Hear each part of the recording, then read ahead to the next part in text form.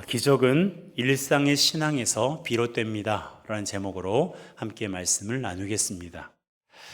요즘 저녁마다 다니엘 기도회를 진행하고 있습니다. 현재 전 세계적으로 16,000개 교회가 함께 같은 시간에 같은 말씀을 듣고 같은 찬양을 하고 같은 제목으로 기도하며 은혜를 많이 받고 있습니다. 강사들의 메시지와 간증을 듣고 있으면 하나님이 정말 위대하신 분이라는 것을 다시 한번 깨닫게 되는데요.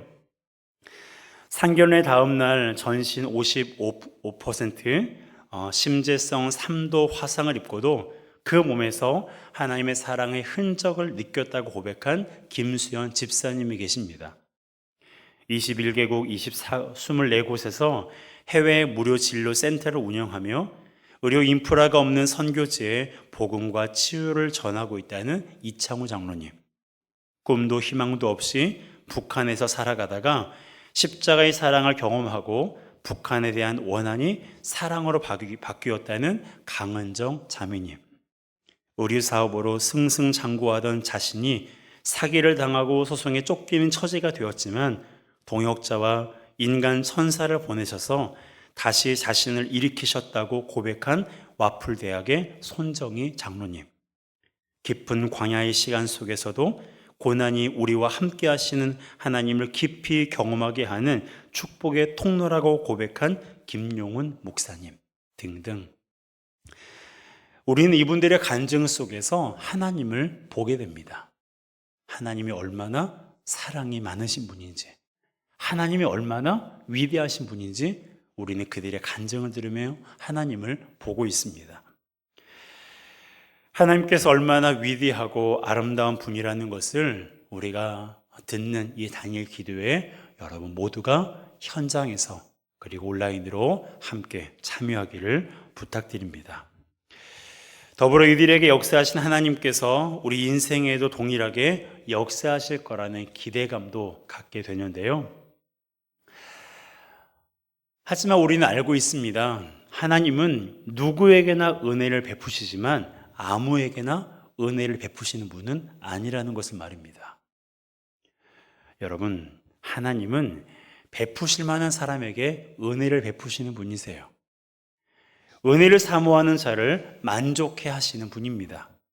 그러기에 우리가 하나님의 은혜를 경험하기 위해서는 하나님의 은혜를 베풀 만한 삶을 사는 게 중요해요. 그렇다면 어떠한 삶이 하나님의 은혜를 받을 만한 삶일까요?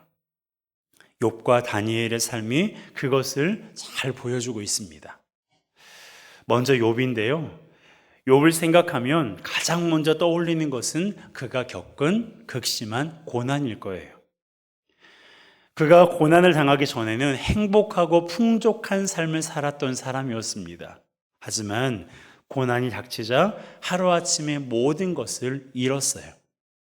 수만 마리에 이르는 가축을 잃었고 10명의 자녀들을 잃었고 건강을 잃었고 부인은 떠나버렸습니다. 이 모든 것은 순식간에 일어났어요. 욥이 정신을 차릴 수 없을 지경이었습니다.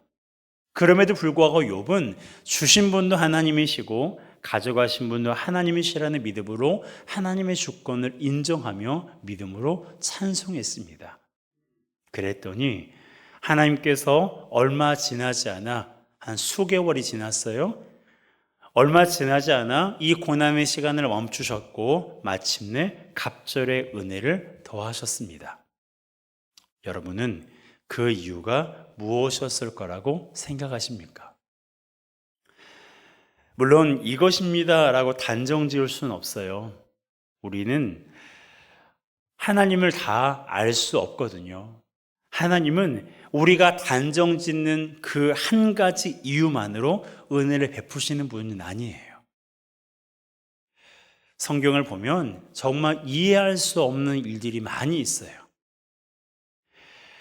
어떤 경우에는 우리의 상식으로는 도저히 이해할 수 없는 그 사람에게, 어떤 사람에게 하나님이 자비를 베푸시고 은혜를 내리시는 것을 우리가 보게 됩니다. 그걸 보면 도무지 하나님의 그 일하심을 우리가 헤아릴 수 없어요. 아니, 이 사람은 그냥 즉시 죽여도 그것도 모자랄 사람인데 하나님께서 은혜를 베푸시는 거예요. 불쌍히 여기시는 거예요. 그렇기 때문에 하나님께서 나에게 은혜를 베푸신 이유가 바로 이것 때문이구나, 저것 때문이구나 라고 우리가 단정 지을 수는 없습니다. 다만 오늘 본문을 통해서 우리가 그 이유 중에 하나를 아는 것이 우리가 하나님께 은혜를 받을 수 있는 좋은 그런 방법이라고 생각합니다. 바로 욥이 하나님으로부터 은혜를 입었던 그 이유가 뭐냐면 그가 평소에 가지고 있었던 하나님을 향한 마음 때문이었어요. 자, 5절 다시 한번 읽습니다. 시작. 그들이 차례대로 잔치를 끝내면 욥이 그들을 불러다가 성결하게 하되 아침에 일어나서 그들의 명수대로 번제를 드렸으니 이는 욥이 말하기를 혹시 내 아들들이 죄를 범하여 마음으로 하나님을 욕되게 하였을까 함이라. 욥의 행위가 항상 이러하였더라. 아멘. 자, 따라해 보시겠어요? 욥의 행위가 항상 이러하였더라. 욥의 행위가 어떻다고요? 항상 이러했어요. 여러분, 욥의 행위가 항상 이랬어요. 늘 그랬고요. 매일 그렇게 했어요. 무엇이 항상 이러했습니까? 마음으로라도 죄를 범하지 않으려고 했어요. 마음으로라도 죄를 범하지 않으려고 노력하고 무척이나 애를 썼어요. 여러분, 우리는요, 일반적으로 행동으로 죄를 범하지 않으면 안도하는 경향이 있어요. 내 머릿속에는 수많은 그런 죄된 생각이 있는데 그것을 그 생각을 행동으로 옮길 수도 있었는데 그 생각을 행동으로 옮기지 않으면 그것으로 안도하는 경향이 있다는 거예요. 그런데 욥은 어때요? 마음으로라도 죄를 범하지 않으려고 했습니다. 욥은 알았던 거예요. 우리의 잘못된 행실만 하나님 앞에 죄를 범하는 것이 아니라 우리의 잘못된 생각도, 우리의 잘못된 언어도 하나님 앞에서는 죄라는 것을 그가 알고 있었어요. 그래서 그는 항상 어떻게 했어요? 마음으로라도 죄를 범하지 않기 위해서 애쓰고 또 애썼다는 거예요. 왜 그랬을까요? 하나님을 경외했기 때문에 그래요. 다른 말로 하면 하나님을 너무너무 사랑했기 때문에 그런 거예요. 여러분, 그렇잖아요. 내가 아내를 너무 사랑해요. 그런데 옳지 않은 마음을 가지고 있으면 어때요? 옳지 않은 마음을 내가 가지고 있었는데 그 마음을 가지고만 있었지 그것을 행동으로 옮기진 않았어요. 그래도 아내에게 어떤 마음이 들어요? 미안한 마음이 들어요. 왜요? 내가 내 사랑하는 아내를 두고 다른 마음을 품었고 옳지 않은 마음을 품었다는 것 때문에 그것을 실행하지는 않았지만 그 마음을 가진 것 자체만으로도 내 사랑하는 배우자에게 미안한 마음이 드는 거예요. 욥도 마찬가지예요. 하나님을 너무너무 사랑했기 때문에 혹시 내가 마음으로라도 하나님을 아프게 하시지 않을까? 내가 마음으로라도 하나님께 상처를 주지는 않을까라는 그런 마음이 욥에게 있었어요. 그런 마음을 가지고 있었기 때문에 그가 그의 자녀들에게도 똑같이 한 거예요. 그들이 파티를 즐기면서 마음으로라도 하나님께 범죄하지 않았을까? 그런 마음에 자녀들을 위해서 하나님께 번제를 드렸던 것입니다. 여러분, 욥의 행위가 항상 이랬기 때문에 하나님께서 그에게 은혜를 베푸신 거예요. 그가 겪은 고난도요, 하나님께서 욥이 어떤 사람인지 아셨기 때문에 허락하신 것입니다. 그가 평소에 하나님을 경외하는 사람이었잖아요. 하나님을 너무너무 사랑하는 사람이었잖아요. 그랬으니까 이러한 고난에도 믿음을 저버리지 않고 견딜 거라는 것을 하나님이 아셨다는 거예요. 여러분, 우리가 하나님을 믿잖아요. 그런데 우리만 하나님을 믿는 것이 아니고요, 하나님도 우리를 믿으세요. 그거 알고 계셨어요? 우리만 하나님을 믿는 게 아니라 하나님도 우리를 믿으신다니까요.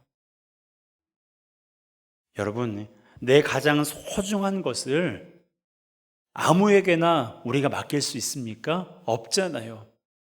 그렇다고 해서 내가 평소에 알고 지낸 누군가에게 맡길 수 있어요? 그것도 안 돼요.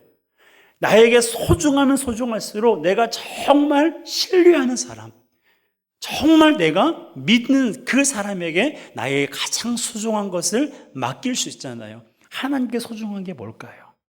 복음이에요. 하나님에게 가장 소중한 것은 복음이에요. 왜요? 복음만이 우리를 죄와 사망의 권세에서 살릴 수 있으니까.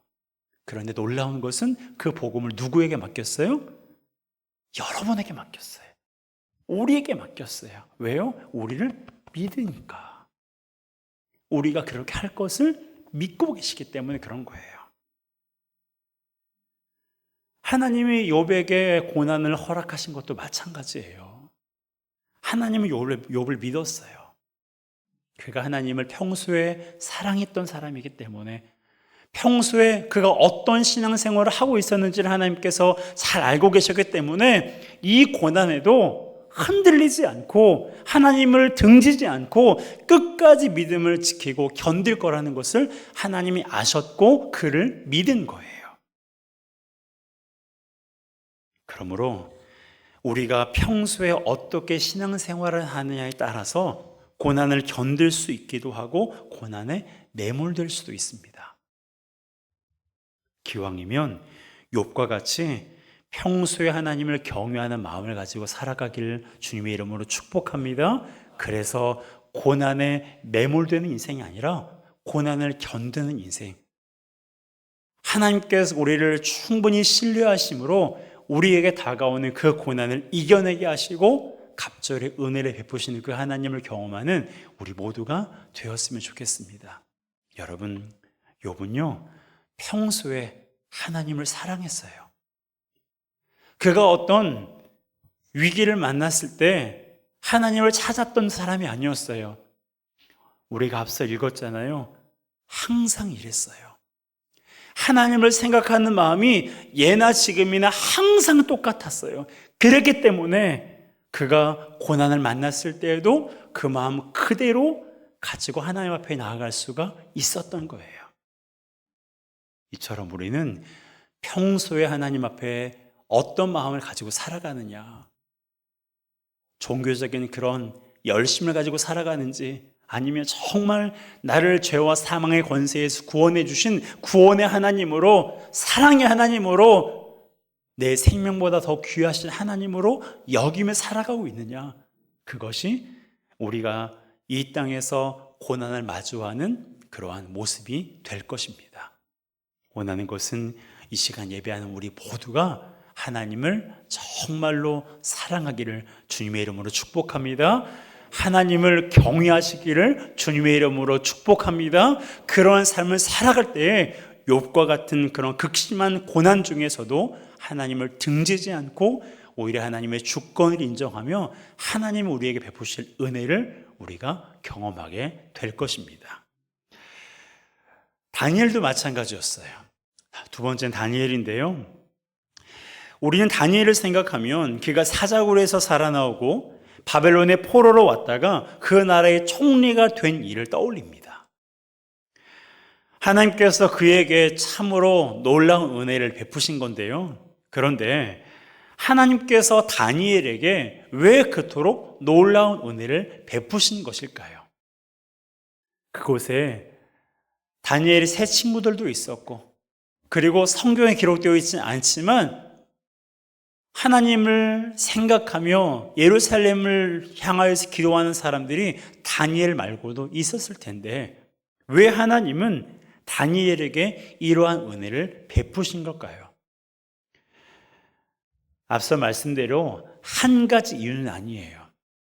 하지만 성경에는 그가 하나님으로부터 은혜를 받은 그 이유를 기록하고 있기 때문에 오늘 그 부분에 대해서 함께 나누고자 합니다. 자, 10절입니다. 함께 읽습니다.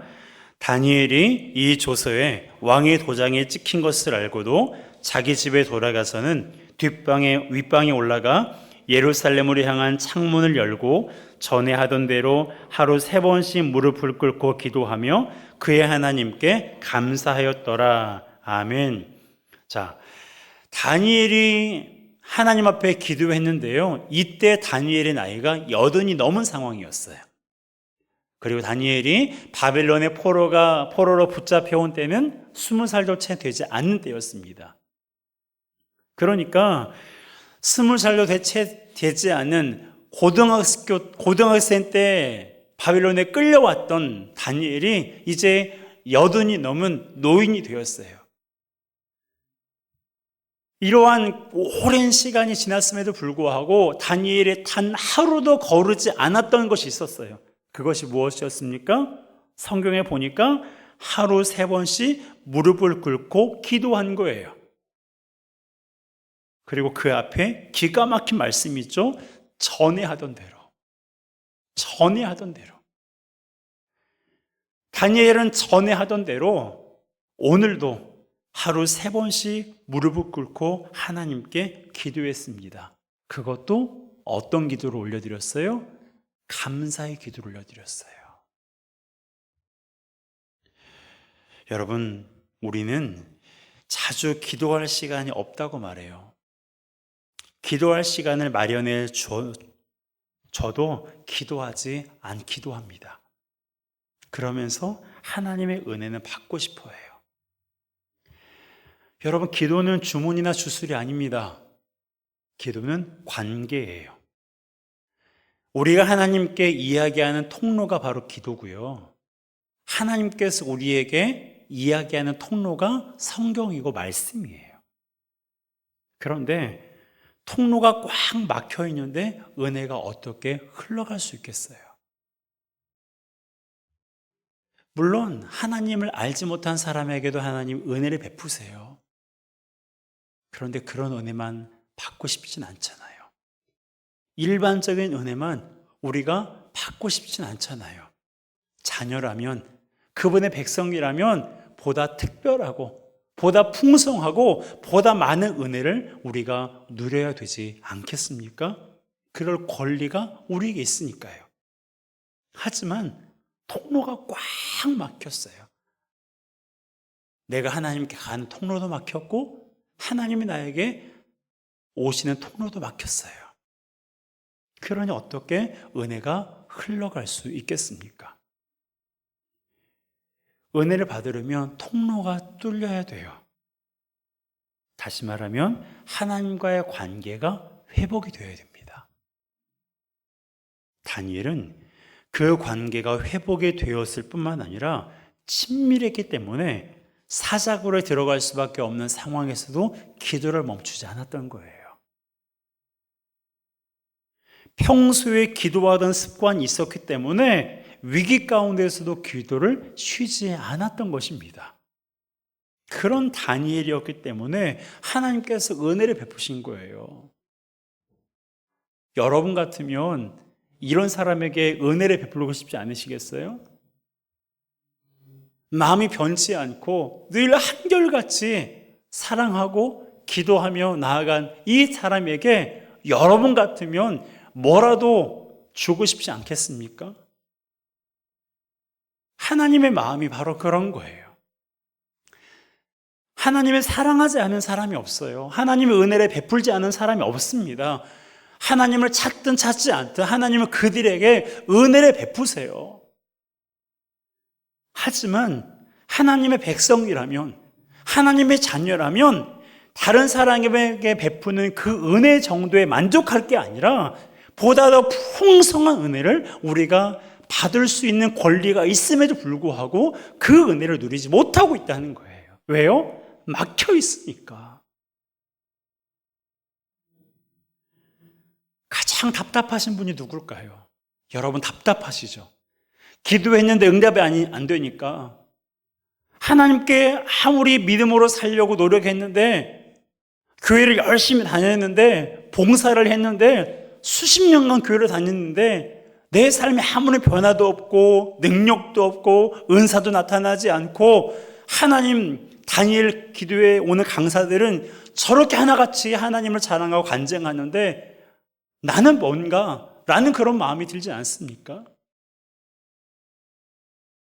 여러분, 하나님께서 가장 답답해 하세요. 하나님은요, 하나라도 더 주고 싶어 하시는 분이세요.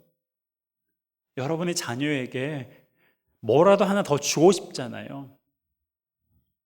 자녀가 좋아하는 것이 무엇인지 부모님들 알고 계시잖아요. 그러면 평소에도 주지만 자녀가 이쁜 짓을 하면 어때요? 더 주고 싶은 마음이 있지 않습니까? 하나님은 오죽하시겠어요. 그럼에도 불구하고 하나님께서 주고 싶지만 줄 만한 그릇이 되지 않고 줄 만한 상황이 되지 않을 때 우리도 답답하지만 하나님이 가장 답답하신 거예요. 여러분, 하나님은 우리에게 은혜를 베풀기 원하세요. 사실 우리도 그 은혜를 받고 싶어 합니다. 그러기 위해서 욥과 같이 평소에 하나님을 경외하는 삶을 살아가야 돼요. 평소에 하나님을 사랑하는 마음을 가지고 있어야 돼요. 그리고 다니엘처럼 평소에 하나님께 기도해야 돼요. 그렇게 할 때 큰 위기를 마주하더라도 당황하거나 두려워하지 않고 당당히 맞서 싸울 수가 있습니다. 여러분, 평소에 여러분은 하나님과 어떤 관계로 지내세요? 하나님을 예배하는 것 주일 이때뿐이신가요? 하나님께 기도하는 거 밥 먹을 때뿐인가요? 하나님을 찾는 거 교회 와서 예배할 때뿐인가요? 여러분, 죄송하지만 그런 분들은 작은 삶의 위기에 넘어져요. 아니, 위기 정도가 아니라 삶의 문제에도 휘청거립니다. 하나님을 향한 믿음이 휘청이고 하나님이 세우신 사람들에 대해서도 마음이 떠나게 되고, 그러면서 점점 신앙으로부터 멀어지는 거예요. 여러분, 욥은요, 만일 그런 사람이었다면 신앙을 떠나도 진작 떠났어야 되는 사람이었어요. 다니엘은요, 어떻습니까? 17살에 그가 포로로 붙잡혀 왔어요. 무슨 죄가 있어서 그랬겠어요? 그러니까 하나님을 떠나서 진작 떠났어야 되는 상황이었어요. 그럼에도 불구하고 그는 하나님을 떠나지 않았습니다. 하나님을 등지지 않았어요. 하나님을 멀리하지 않았습니다. 왜 그랬어요? 오히려 하나님의 은혜를 풍성히 받았습니다. 왜 그랬습니까? 평소에 하나님 앞에 기도하는 습관을 가지고 있었기 때문에 그래요. 평소에 하나님을 경외하고 평소에 하나님을 사랑하는 마음을 그가 가지고 있었기 때문에 그런 거예요. 평소에 하나님과 친밀한 관계를 가지고 있었기 때문에 극심한 고난 가운데서도 넘어지지 않았던 거예요. 17살 어린 나이에 끌려왔지만 80이 넘은 상황에서도 기도하며 살았기 때문에 그가 사자굴에 들어간다는 것을 알면서도 기도를 포기하지 않았던 것입니다. 여러분, 우리 삶의 문제와 위기가 언제 우리에게 직면할지 알 수 없습니다. 세상은 우리로 하여금 믿음을 저버리게 하고 하나님이 어디 계시냐고, 하나님은 살아계지 않는다고, 하나님이 나를 사랑하시지 않는다는 그런 것을 믿게 하려고 얼마나 애쓰고 있는지 몰라요. 그런 세상의 논리와 세상의 미혹에 여러분 현혹되지 말고 평소에 하나님과 친밀한 관계를 쌓아나감으로 말미암아 어떤 고난도 이겨내시고 어떤 삶의 문제와 위기 앞에서도 당당히 맞서 싸워 승리하는 우리 모두가 되시기를 주님의 이름으로 축복합니다. 그런 사람에게 하나님 은혜를 베푸시는 거예요. 여러분, 하나님의 은혜를 받기를 원하세요? 평소에 하나님을 찾으시고 평소에 하나님과 친밀한 관계를 유지하시길 바랍니다. 그래서 하나님께서 우리 가운데 베풀어 주시고자 하시는 그 은혜를 마음껏 누림으로 그 은혜가 나에게 채워지면 채워진 은혜가 차고 흘러 내 가족에게, 내가 사랑하는 사람들에게 흘러가는 거예요. 그렇게 풍성한 은혜가 나로부터 많은 사람들에게 흘러가므로 그들도 나와 같이 하나님과의 관계가 형성되는 그 은혜를 누리게 되기를 주님의 이름으로 축복합니다. 이 시간 우리 함께 찬양하겠습니다.